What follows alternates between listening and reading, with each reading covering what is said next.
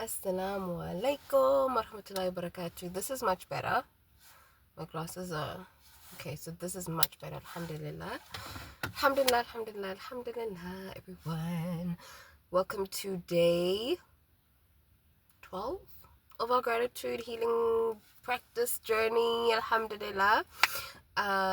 If you're new here, my name is Faith. I am the author of The Believer's Book of Magic, a 29-day guide to attracting abundance through gratitude, alhamdulillah, which is a book designed to do just that, bring the goodness of Allah subhanahu wa ta'ala into our daily lives through consciously practicing gratitude, through consciously infusing gratitude into all different aspects of our lives that need healing, that need transformation, that need motivation, that need that extra little oomph to blossom, alhamdulillah. So we are on day 12 of our gratitude practice. Alhamdulillah, I'm in the car right now. What am I doing here? I don't know. I'm on my way home. So we are on day 12, right? Actually, let me just drive. Shouldn't I? Let me just drive. Bismillah. So we are on day 12 of our gratitude healing practice. And alhamdulillah, day 12, it's all about managing our time. Managing, alhamdulillah, our time. And it's actually ironic because I didn't get a chance to do my gratitude practice today. And I went to the masjid and I was making my salah. And when I opened my gratitude practice, guess what the whole thing is about? It's about managing our time. And as believers, alhamdulillah, Allah subhanahu wa ta'ala has taught us that the way that we get barakah from our time and our efforts as believers, as people who believe in Allah subhanahu wa ta'ala and the last day, we get the barakah and the goodness of having our time mean something through organizing our life around our salah and not our salah around our life, right? How many times do we say to ourselves, oh, I just want to get this done quickly, then I'll pray, instead of saying, oh, I just want to pray, alhamdulillah, and then I'll do this, right? I will tell you, I'm the first to say, every single time I lose myself, I just lose myself. Alhamdulillah, I always say, to me, when I feel like I'm in a bit of a dip in terms of my Imaan, I'm in a bit of a dip in terms of, my reliance upon Allah subhanahu wa ta'ala, my ibadah, all of that stuff. I don't feel like I'm losing,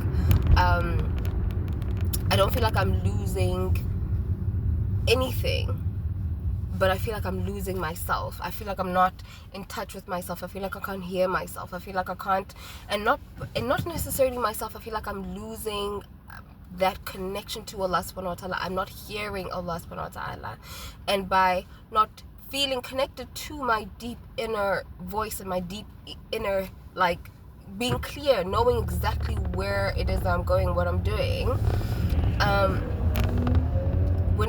it is because I don't have that connection, alhamdulillah. And normally it is because I will take the things of the dunya, the things that Allah subhanahu wa ta'ala has blessed me with, the things, alhamdulillah, that Allah subhanahu wa ta'ala has allowed me to steward and put in my hand.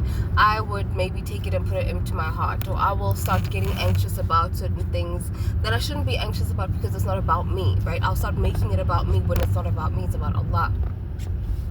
And so alhamdulillah, that whenever it is that I feel like I've lost myself, it's because I'm not putting the first things first, which is my salah before my life, my ibadah before my life, the basic checklists that we're supposed to be doing as believers. It's because I am not. 9 times out of 10, whenever I'm feeling overwhelmed, when I'm feeling stressed out, when I'm feeling like, Ya Allah, where are you? I don't hear you, I don't know what's happening.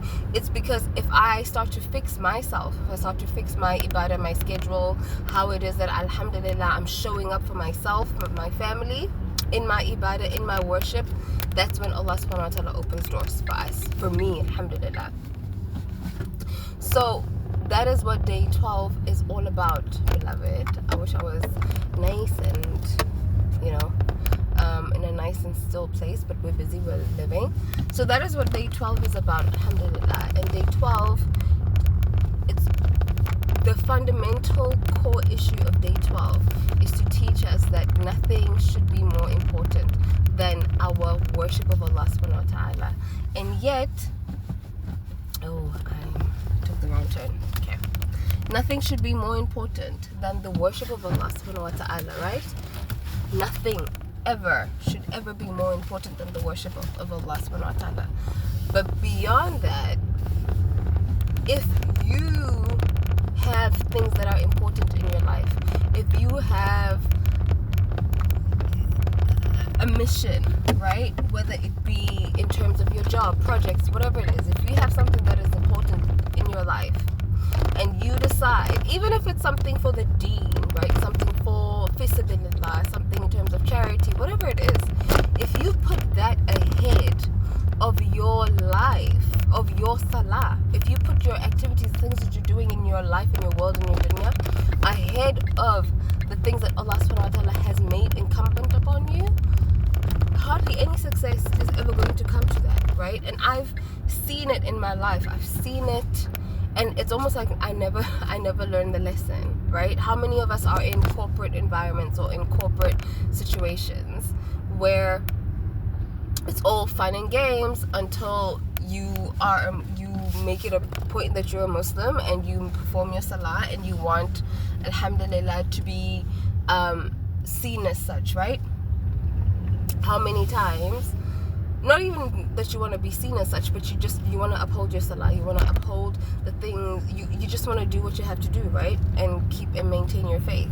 How many times are we in corporate environments like that as Muslims being made to feel like, oh, you shouldn't do that, or that's inappropriate, or that's like, you know, I remember this one colleague of mine telling us that, like, you know, we have a certain faith and we believe in a certain faith. There was an issue happening in the office, and she basically said that don't bring that stuff over here, right?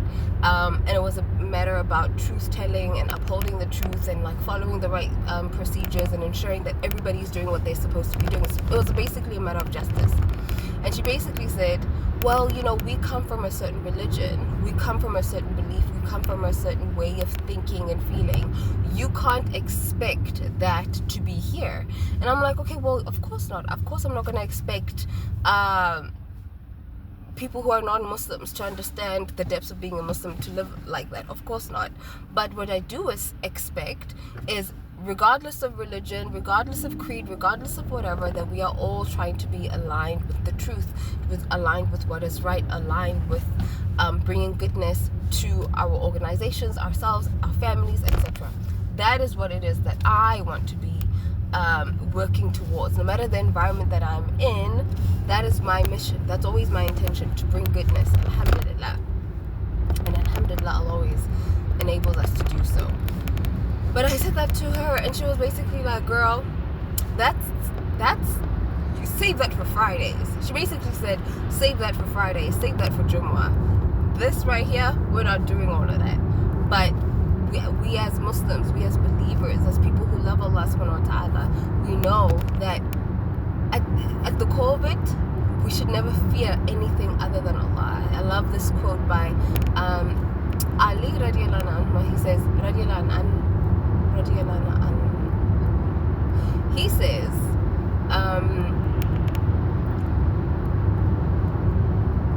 he says, that you should, okay, now I forgot the quote, but basically said, if you fear Allah, you will have no need to fear anybody else, to fear anything else. And there's so many times where Shaitan is going to put poverty in your mind. He's going to say, well, if you don't do this, and if you don't align with this corporate culture or this corporate ways of doing things, then you could lose your job and you could end up blah, blah, blah, blah, right? But Allah subhanahu wa ta'ala is far greater than that, and He will turn whatever loss, whatever evil, whatever it is that was done when you were standing upon your faith, He will turn it for your good, because that is Allah subhanahu wa ta'ala, and He will give you 10 times, 20 times better than what you lost, right? So I love you all for the sake of Allah subhanahu wa ta'ala. Keep striving. Assalamu alaykum.